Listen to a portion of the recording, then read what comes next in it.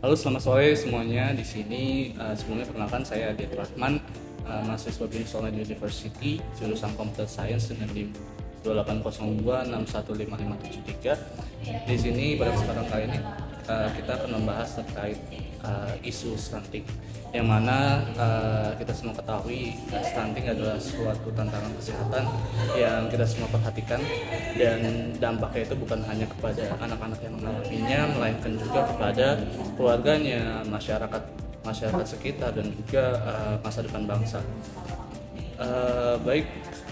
Pada kesempatan kali ini saya telah menyiapkan beberapa pertanyaan untuk ditanyakan dan didiskusikan kepada narasumber yang saya bawa. Sebelum dimulai mungkin bisa perkenalan terlebih dahulu. Oke, boleh. Oke, sebelumnya selamat sore juga. Nama saya Muhammad Rizky Syawaldin Subari, biasa dipanggil Rizky. Kebetulan saya kalau bicara terkait stunting ya punya pengalaman juga, karena saya sempat menjadi bagian dari Forum Anak Kabupaten Indramayu dan juga Duta Generasi Berencana Provinsi Jawa Barat tahun 2022. Baik, mungkin masuk dari dasar dulu kali ya, untuk orang-orang yang belum tahu terkait stunting. Mungkin bisa di sharing atau dijelaskan terkait stunting itu seperti apa, dan juga gimana kondisi stunting ini dapat mengaruhi tumbuh kembangnya seorang anak. Oke, jadi kalau bicara tentang stunting itu kan seperti yang udah kita sepakatin ya dari awal, mungkin kalau stunting itu adalah kondisi gagal tumbuh anak gitu, dimana di dalam masa waktu 1000 hari pertama kehidupan atau 1000 HPK kita menyebutnya, itu adalah masa-masa benar-benar kognitif anak itu sedang bertumbuh gitu.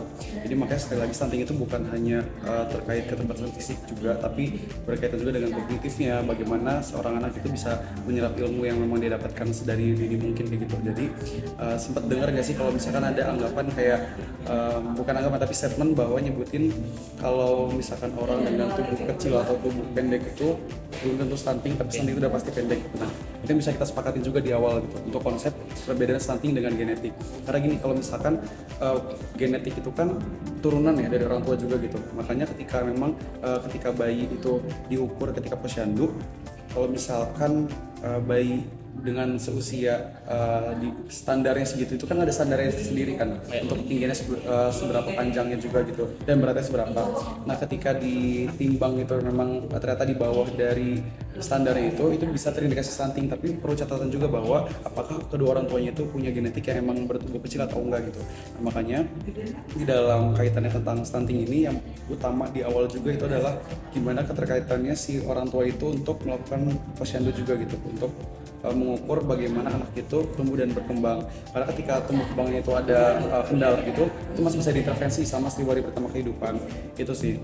Kemudian dari segi stunting ini kalau dibicarakan, kita terlalu lebih seringnya tuh mendengar preventifnya aja gitu, preventif dan juga kuratif dan rehabilitatifnya. Justru kayak gimana cara mencegah stunting itu kayak gimana. Kemudian kegiatan-kegiatan pun banyak yang berorientasi programnya itu ke penanganan stuntingnya juga gitu, tapi kita sering terlupakan juga gitu bagaimana kemudian anak-anak yang memang sudah terindikasi stunting itu, yang udah lewat dari 2 tahun itu, apakah harus diapain gitu. Karena itu kan yang masih sejauh ini masih kayak kurang diperhatiin juga gitu, karena kita masih berfokus tadi ke antara preventif atau juga kuratif dan rehabilitatif. Nah, ini yang menjadi PR bersama sebenarnya, bagaimana kemudian si anak-anak yang stunting itu yang udah menginjak masa remaja ya, itu diperlakukan seperti apanya, itu yang memang masih menjadi perhatian juga gitu. Sebenarnya kan bisa juga dengan dukungan psikososial dari keluarganya, yang bahkan sampai sekarang tuh sejarang itu untuk melakukan kegiatan-kegiatan untuk meningkatkan kapasitas keluarganya gitu ke anak-anak yang memang sudah terlanjur anaknya itu stunting lebih dari 2 tahun itu. Jadi itu sih yang memang menjadi dasar banget untuk pengetahuan kita mengenai stunting gitu. Jadi sekali lagi untuk stunting itu terindikasinya itu 1000 hari pertama kehidupan gitu, di dalam kandungan, dan 2 tahun selama masa hidupnya anak itu masih bisa diintervensi. Selebihnya sudah tidak bisa, hanya dukungan-dukungan lain yang memang dapat membantu anak itu untuk tumbuh berkembang juga gitu. Itu sih untuk dasarnya banget terkait stunting. Jadi mungkin yang menjadi sebuah PR dari kita atau dari orang tua, mungkin dari yang stuntingnya sudah lebih 2 tahun seperti ini, di balik itu mungkin yang dikurang dari 2 tahun bisa diatasi. Masih bisa diintervensi. Oke. Baik, mungkin sedikit informasi terkait stunting di daerah saya, yaitu di daerah Indramayu. Menurut data dari Diskominfo Indramayu di tahun 2023, yang mana prevalensi stunting di Indramayu itu mengalami penurunan dari 21,1% menjadi 18,4% pada tahun 2023 berkat upaya dari pemerintah dan juga masyarakat-masyarakatnya sekitar. Baik, mungkin itu terkait pengetahuan dasar terkait stunting. Mungkin sekarang kita lanjut ke pertanyaan berikutnya, yaitu menurut Mas Rizky nih, faktor-faktor yang menyebabkan atau mungkin faktor utama yang menyebabkan stunting di Indonesia atau mungkin di Indonesia itu apa aja sih? Kalau bicara faktor ini kan sebenarnya beragam banget ya, kompleks banget. Ini kompleksnya benar-benar kompleks banget lah pokoknya gitu untuk masalah faktor. Cuma faktor utamanya itu sebenarnya banyak banget, dari mulai pengetahuan orang tua tentang pentingnya ASI eksklusif gitu sama 6 bulan. Kemudian dari pantangan-pantangan budaya juga itu masuk juga ke faktor. Kemudian kayak apa ya, sanitasi juga yang buruk itu ngaruh juga gitu, apalagi dengan ini kan konteksnya kalau kita bicara Indramayu gitu ya. Sebenarnya faktor kemiskinan juga bisa menjadi penyebab juga gitu. Bahwa misalkan contohnya gini, misalkan orang itu tidak dapat apa ya, memenuhi fasilitas yang layak dan yang bersih kayak gitu, karena faktor ekonomi juga itu kan akan menghambat juga tentunya. Kaitannya kayak gini, misalkan seorang ibu itu diare karena sanitasinya tidak bersih dan tidak layak juga gitu. Nah, akhirnya penyerapan nutrisi kan kurang tuh untuk ibu hamil, sehingga ngaruh juga ke kondisi perkembangan anak dalam kandungannya gitu. Nah, makanya ada kaitannya juga antara ekonomi dan stunting itu juga gitu. Nah, tapi sempat ada data juga menyebutkan Mas bahwa stunting ini sebenarnya bukan justru banyak dialami oleh keluarga-keluarga dengan ekonomi tinggi sebenarnya. Ini kan sebenarnya agak paradoks juga gitu ya. Kita kan selama ini memikirkan bahwa gizi yang baik itu harus mahal gitu ya, makanan sehat itu harus mahal gitu. Ternyata enggak, teman-teman. Jadi memang gizi yang baik itu kan sebenarnya yang penting udah memenuhi dari protein ya, kemudian vitamin-vitaminnya juga, karbohidratnya juga gitu. Jadi bukan lagi bicara sehat itu mahal, tapi sehat itu emang dari niat kita aja sebenarnya kayak gitu sih. Kemudian tadi juga kalau bisa kita bicara tentang realita di Indramayu gitu ya, dengan tingkat perkawinan anak yang tinggi juga, kemudian tingkat perceraian juga yang ada tinggi gitu. Nah, ini sebenarnya juga mempengaruhi banget bagaimana prevalensi stunting di Indramayu itu cukup tinggi juga gitu akhirnya. Karena ketika seorang itu menikah dan belum memiliki bekal untuk menjalankan kehidupan rumah tangganya, belum ada bekal pengetahuan, sehingga kebanyakan konteksnya adalah punya 2 balita di dalam satu rumah.